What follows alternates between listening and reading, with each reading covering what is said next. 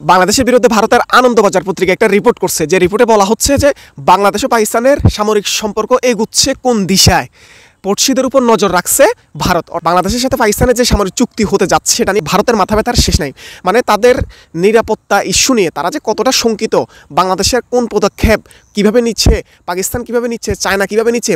অর্থাৎ বাংলাদেশ পাকিস্তানের সাথে চায়নার সাথে সম্পর্ক করাটা ভারত এটা কোনোভাবে চায় না, কারণ তারা মনে করে যে পাকিস্তান এবং চীনের সাথে একসাথ হয়ে ভারতের বিপক্ষে কাজ করবে বাংলাদেশ। সে কারণে তাদের ভয় শেষ নাই। স্বাধীনতার পর থেকে ভারত বাংলাদেশের সাথে পাকিস্তানের সম্পর্ক করতে দেয় নাই। ডক্টর ইউনূস সরকার আসার পর থেকে পাকিস্তানের করাচির সাথে চট্টগ্রামের সরাসরি জাহাজ আসা যাওয়ার যে সুযোগ বা যে যাতায়াত ব্যবস্থা সেটা বাংলাদেশ স্বাধীন হওয়ার পর থেকে কখনোই ছিল না। কিন্তু অন্তর্বর্তীকালীন সরকার আসার পরে পাকিস্তানের শাহবাজ শরীফের সাথে, প্রধানমন্ত্রী শাহবাজ শরীফের সাথে সম্পর্কের মাধ্যমে বাংলাদেশের সাথে এই সম্পর্কটা নতুন করে উন্নত হয়েছে, যার কারণে করাচি থেকে ঢাকা সরাসরি জাহাজ আসতে পারতেছে। সেটা নিয়ে ভারতের মাথা ব্যথা শেষ নাই। আপনারা দেখেছেন কিছুদিন আগে বাংলাদেশ কি জাহাজ দুইবার এসেছিল, তার মধ্যে আমাদের মিলসের যে কাঁচামাল, তারপর আলু, চিনি, বিভিন্ন দ্রব্য ছিল, সেই দ্রব্যকে তারা প্রচার করছে মিডিয়াতে যে আমরা নাকি পাকিস্তান থেকে গোলা বারুদ, বোমা, হ্যান ত্যান, কামান, ট্যাং এগুলো নিয়ে আসতেছি।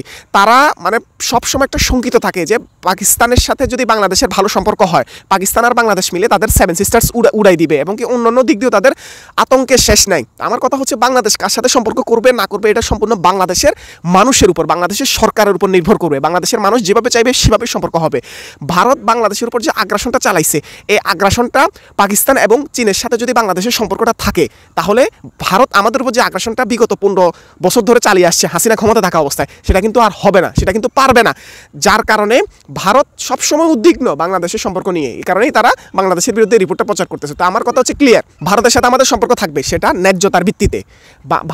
ভারত বাংলাদেশের পানি আটকায় রাখবে, ভারত বাংলাদেশের সব অসুবিধার কারণ হবে, বন্যার কারণ হবে, তাদের জলবিদ্যুৎ, তাদের বিদ্যুতের কারণে, তাদের জলবিদ্যুৎ কেন্দ্র সহ বিভিন্ন কেন্দ্রের কারণে, তাদের চাষাবাদের কারণে বাংলাদেশের নদীতে বাদ দিয়ে 500 বাদ দিয়ে বাংলাদেশের 54টা নদীকে তারা মরুভূমি বানায় ফেলছে। সেটা নিয়ে তাদের মাথা ব্যথা নাই। হ্যাঁ, আমরা কেন পাকিস্তানের সাথে সম্পর্ক করব, আমরা কেন চীনের সাথে সম্পর্ক করব, আমরা কেন ভারতকে বাদ দিয়ে আমরা চীনে চিকিৎসা সেবা নিতে যাব, সেটা নিয়ে তাদের মাথা ব্যথা শেষ নাই। তো এটাই ভারতকে বলা, ভারতের জনগণকে বলা যে সম্পর্ক হবে দেশের সাথে দেশের, কোনো দলের সাথে, কেন পাঁচাটা গোলাম হাসিনার মতো কোনো লোকের সাথে সম্পর্ক করা যাবে না।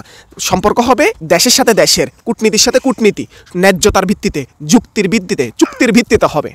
একটা দলকে আপনারা বছরের পর বছর ক্ষমতায় টিকে রেখে আপনারা মনে করছেন যে এই দেশটাকে করদ্রাজ্যে নিয়ে যাবেন, এটা ভাই কখনো সম্ভব না। এদেশের মানুষ 15টা বছর আপনাদের দাসীবান্দের কাছে বন্দী ছিল, বাট সেই বিস্ফোরণটা ঘটিয়ে আপনাদের দাসীবান্দিকে বাংলাদেশ থেকে তুড়ি মেরে আপনাদের দেশে উড়িয়ে দিয়েছে। তো এইরকমও আরও যারা ভবিষ্যতে ক্ষমতায় আসবে, তারা যদি আপনাদের তাবেদারি করে, ভারতের তাবেদারি করে, তাদেরকেও জনগণ ছাড় দিবে না কখনো। কারণ মানুষ, এদেশের মানুষ সংগ্রামী, এদেশের মানুষ তার অধিকারের জন্য, ন্যায্যতার জন্য জীবন দিতে রাজি, যেটা বিগত 5ই আগস্ট সহ তার আগের সময়টাতে গণ অভ্যুত্থানে, 24-এর যে গণ অভ্যুত্থান, যে রেভুলেশন, সেই রেভুলেশনে মানুষ 2000-এরও বেশি মানুষ জীবন দিয়ে প্রমাণ করে দিয়েছে যে এই জাতি কারো পাঁচাটা গোলাম হওয়া জাতি না। এই জাতিকে আপনি দাবায় রাখতে পারবেন না। এদের সাথে আপনি অনধিকার চর্চা, তাদের ন্যায্য হিস্সা আপনি না দিয়ে আপনি নিজেকে চালাক ভাববেন, নিজেকে বড় ভাই মনে করবেন, দাদাগিরি দেখাবেন, সেটা হবে না। আগামীর বাংলাদেশের জন্য শুভকামনা রইল।